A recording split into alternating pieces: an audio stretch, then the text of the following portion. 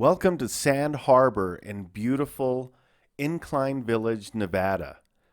The largest alpine lake in North America, Lake Tahoe, is a cobalt blue lake atop the Sierra Nevada mountain range.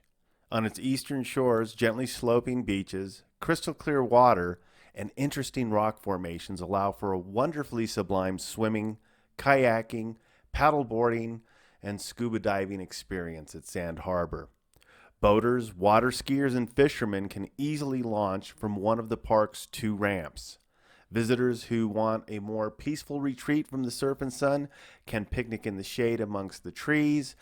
Many of the picnic sites are equipped with barbecues and tables. The park even hosts the annual Lake Tahoe Shakespeare Festival.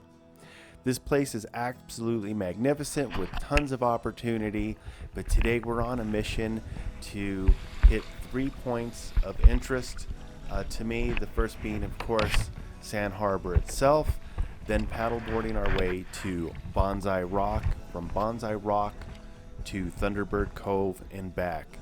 This will be a great experience for new and seasoned folks that love to paddleboard or kayak, and give you some opportunity to get your feet wet, so to speak, if you have never really done any of these activities with any extent. At least this will give you kind of a guideline for something to see. So many people go here and just hang out along the beach when there's really so much to see. So without further ado, let's get started. I'm going to go ahead and flip the camera around here a bit and take this in a little bit more. We're going to start actually at the southern part of the park. So right in here, here's where the Shakespeare Festival takes place, and we are going to start in the main parking area right here. And let me get this into a little bit different position, because I just want to give you a quick overview of where we're going and how much area you can cover without a lot of effort. So get out the measuring device here, because now I'm even curious. So starting at the Sand Harbor parking lot, we're going to work our way to our first spot, which is Banzai Rock. So that's just a little shy of a mile. Now when you're doing this, a couple things to keep in mind. Make sure that you've given yourself an opportunity to get a little wet and acclimated to how brutally cold the water is. Make sure that you have a life preserver on. Make sure that you have somebody with you and stay close to shore. That's going to be a best practice for Lake Tahoe. But as you're working your way down here, be sure to enjoy all the rock formations, the fish. The watercolor is just absolutely magnificent. At this point, for me personally, I'll stop here and swim. If it's really warm out, I might even lay a towel out, because I'll bring a dry bag with me and keep some food and some warm clothes and a towel, even though I'm on my paddle board. And then we're going to work our way down after I've rested to a little spot called Thunderbird Cove, and you can't miss it. So you're going to continue down about the coast about approximately about another half mile, and you can't miss it, because when you get to this point, you're going to see this magnificent estate called the Thunderbird Lodge, and it looks like a fantasy land.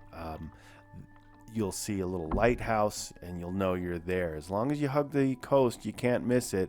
And you really can't miss the cove right next to it, because the water is really, really deep there, and it's really clear. At this point, again, I'll get recharged a little bit and swim, take in the sun. And of course, you want to paddle in front of the Thunderbird Lodge and take that in. Maybe get yourself a picture of it. It's really a fascinating place, and I'll have links in the description so you could take that in. At this point though, we're going to paddle back. Sometimes I'll stop by Bonsai Rock if you choose to. That's a good idea. Maybe you're a little tired, or maybe you're still feeling it. You can hit that back up. And at this point, I'm going to head back to the starting point. So that's about 3.2 miles round trip, and it is just a great way to spend the day at Lake Tahoe. I highly recommend it. If you have not been to Sand Harbor, be sure to get out there and check it out. And a couple things to be really aware of. The park has limited parking like most places around there. Plan your movement accordingly and arrive at the park entrance at least 1 hour before the park opens, because many times it will sell out and you'll get turned away, unfortunately. So I hope you have the best day ever, and thanks for joining us here on American Nomad.